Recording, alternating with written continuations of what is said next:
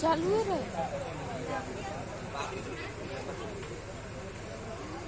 छोटे सरकार रउआ जब इंटरनेट विश्वास नहीं थे तो रउआ बना खुले तेलवा बाप से पूछ ली तेल लगा के।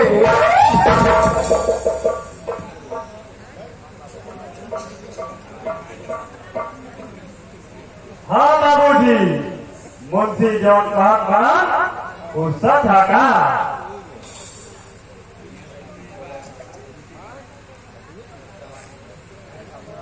काहे बाबूजी बोलत नहीं थी, जवाब दी।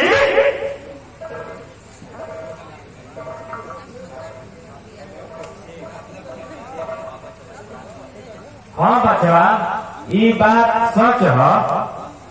हम अंशु के मना करत रहे, तू कहली कि बाबूजी रउआ बोले के जरूरत नहीं थे।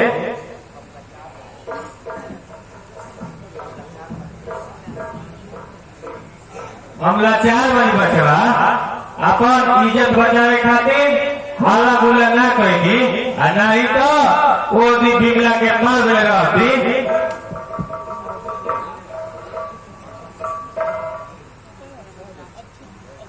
ना बाबूजी, अंशु ऐसा ना कर सकेली, उनका पे हमारा पूरा भरोसा बा।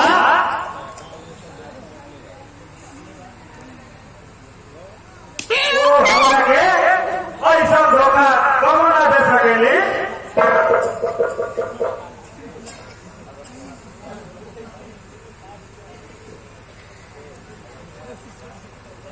अगर तोरा विश्वास नहीं है तो तू अपना माई से पूछ लिया।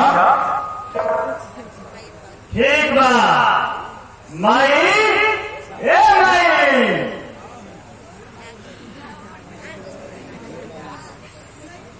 क्या बचवा? भाई बाबूजी जो कहत वो सच है का?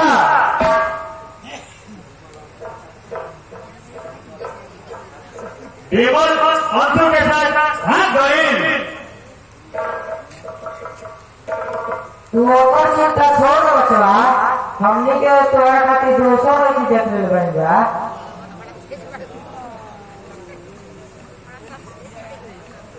कैसे भूल जाए भाई?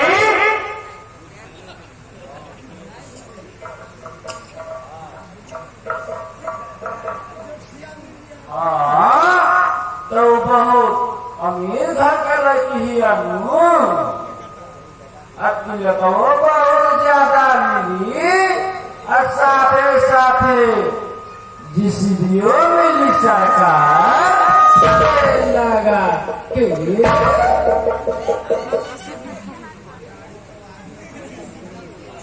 ना मुंशी जी, जब तक हम वो बिमला के पता न लगा ले तब तक हम दूसरा शादी न करो।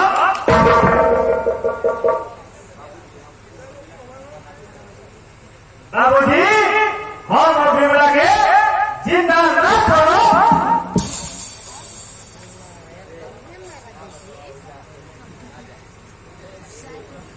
ना बचवा, तू ये अकेले ना जाइबा।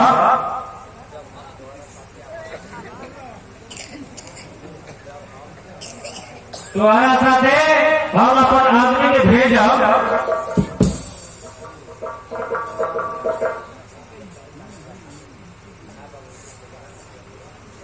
ना बाबूजी, ओकरा खातिर तो हम अकेले ही काफी बारी।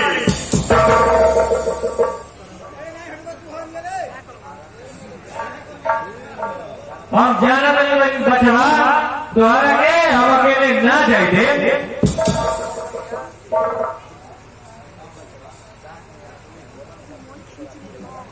हाँ बचवा, साथ में आदमी होला तो ठीक होला, तेल लगा।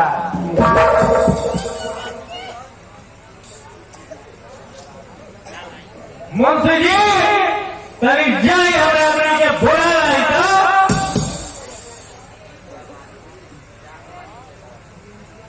ठीक बाबाजी, अब ये जात वाली तेल लगा के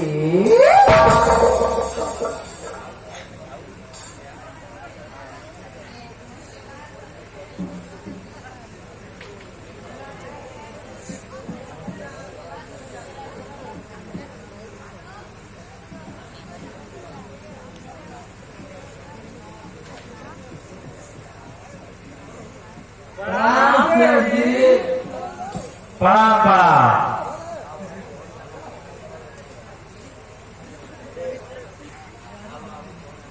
आओ आओ तो क्या थोड़ा देखा रही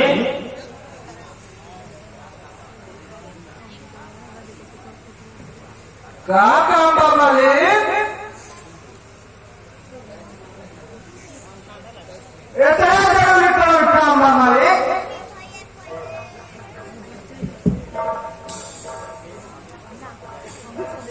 तोहने लगे अनुज के साथ जाए के बाद और जवन बनियावा रहे ना उस तरह के सब सिखा देने के बाद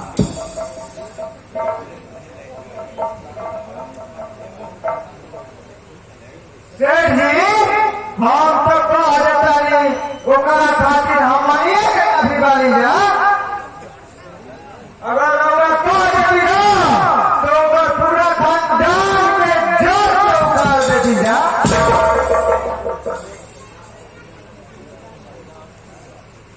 ना तो जरा के कुछ नहीं के करे के तो जरा सिर्फ हमारा सचे नहीं होगा जे भी करो हम करो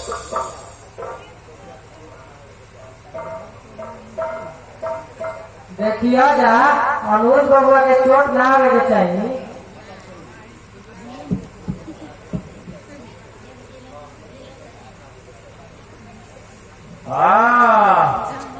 अनुज बबुआ के कुछ ना होके के चाहिए तेल लगा के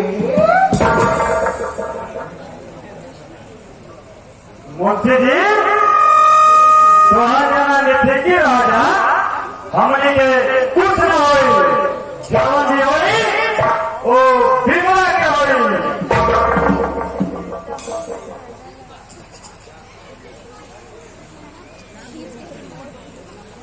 जा वहां